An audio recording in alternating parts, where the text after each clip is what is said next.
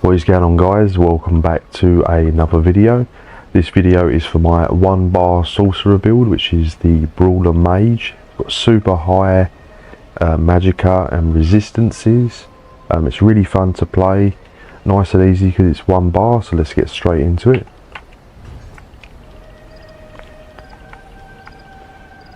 The first set we are running is Grace of the Ancients, which gives you 3 lines, a ton of max magicka basically on 3 lines. I'm running a precise battle axe with a poison enchant. The head is Brawler medium in Divine's max magicka. Brawler gives you a ton of penetration and weapon damage. The shoulders are light tri-stat impenetrable.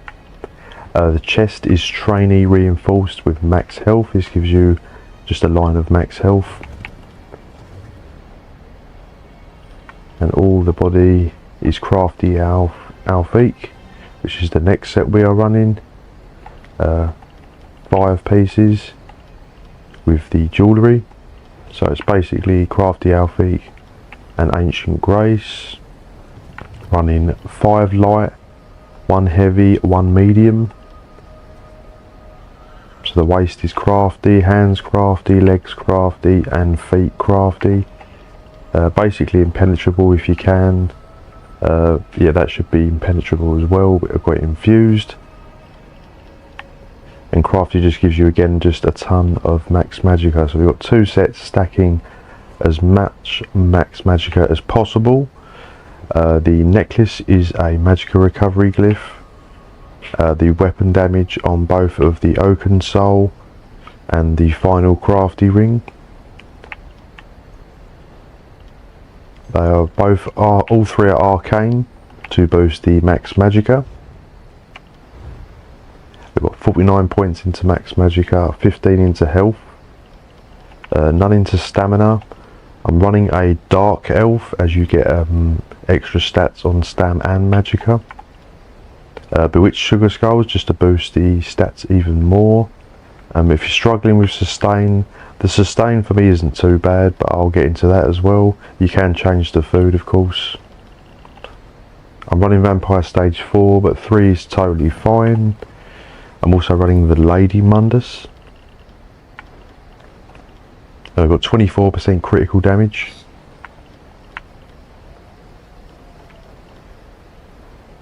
So we're just touching around 48k magicka, 27.5k max health, nearly 22k stamina. The weapon and spell damage goes up to about 5,500 when you combine this with the high max magicka. So even though the weapon damage isn't that high, it's pretty high for a high stat build, if that makes sense, because your damage will scale off max magicka or your highest stat, which is either magicka or stamina, and on top of the weapon and spell damage. So we've got relatively high weapon damage, around 5.5k, and then you're combining it with monster magicka on top of that, and that's why you're getting crazy stat numbers on the weapon tooltips. The weapon critical and spell criticals at 35%, which is quite nice. The penetration goes up to about 20k and beyond with the full Brawler proc.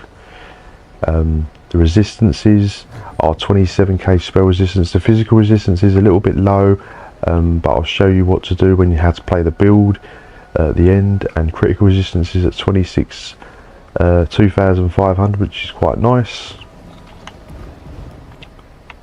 So again, the recoveries are a bit on the low side. When you pop a potion, you get nearly 1,400 magicka recovery.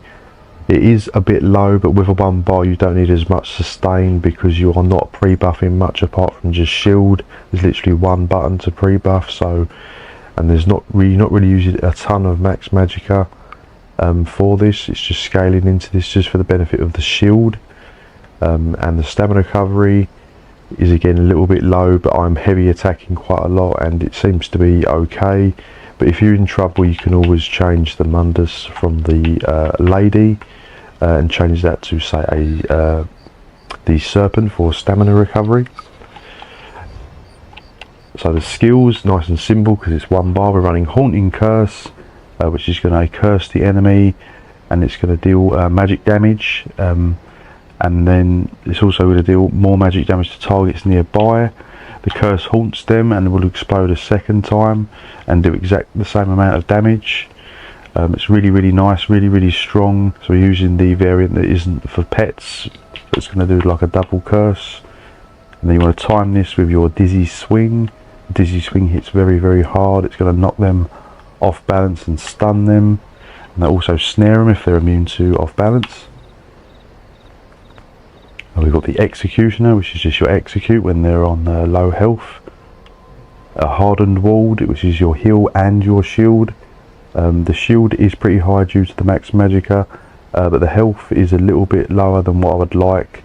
So there probably is ways to make this even bigger, but it's more for the damage aspect.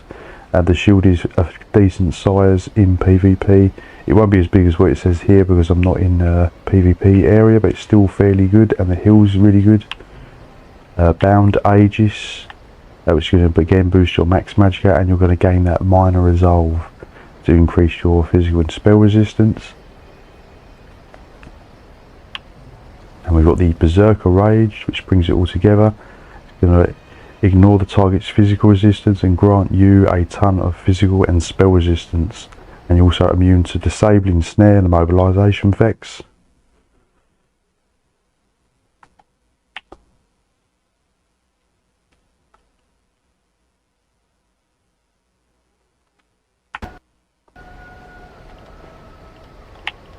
So make sure you have all of your 3 class lines of all your passives in, all your passives in two-handed, all your passives in light, medium and heavy, all your passives in vampire if you can, undaunted,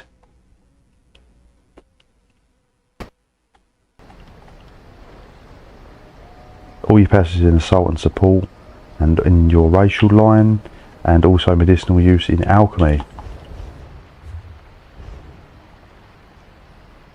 Right, so the way to play this build is very simple. There's also one key aspect as well. You have to keep the shield up. So if you let the shield drop, because your resistances are not particularly high, especially when you've not hit the ultimate, you have to keep that shield up. So that's literally your only pre-buff. And then you just want to come in with a curse. Now I normally come in with like a heavy attack into the ult, and then just start dizzy swinging.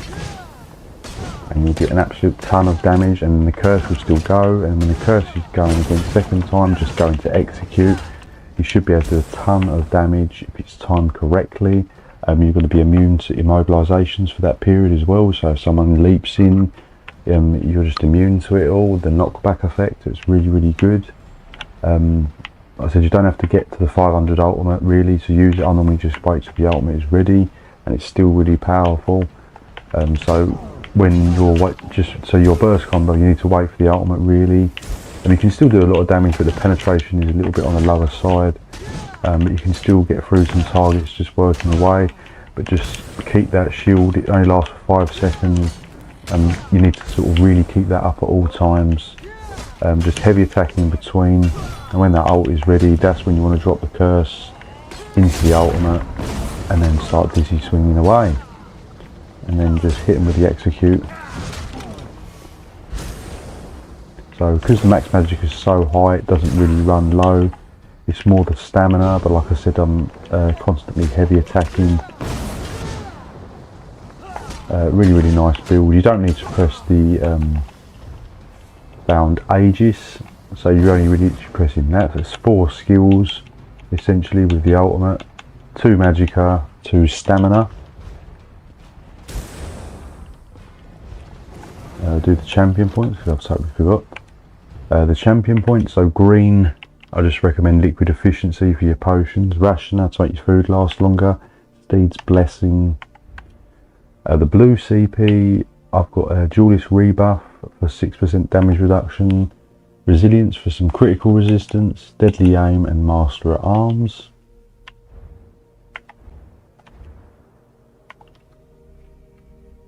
The red CP, I've got Bastion. This is going to make your damage shield even larger, so this is really good with the hardened ward. Pain's Refuge to reduce your damage taken, rejuvenation and fortified. You can take off Pain's Refuge and put on Sustained by Suffering to give you a bit more recovery. But just like I said, just get into the habit of doing some heavy attacks, or really you could just change the Mundus, like I said, from the Lady to say the Serpent for more stamina recovery. But I find it to be okay, but that's totally up to you. So that's pretty much the build, guys. It's really fun and easy to pick up and play, and it does an absolute ton of damage when it's played correctly and just timed correctly. Just wait for that ultimate to go off and just steam in and just keep that shield up. It's a real good build. So yeah, that's the end of the build section, guys. Stay tuned for the build in action, the clips. Drop this video a like, subscribe to my channel if you haven't already, and I'll see you in the next video.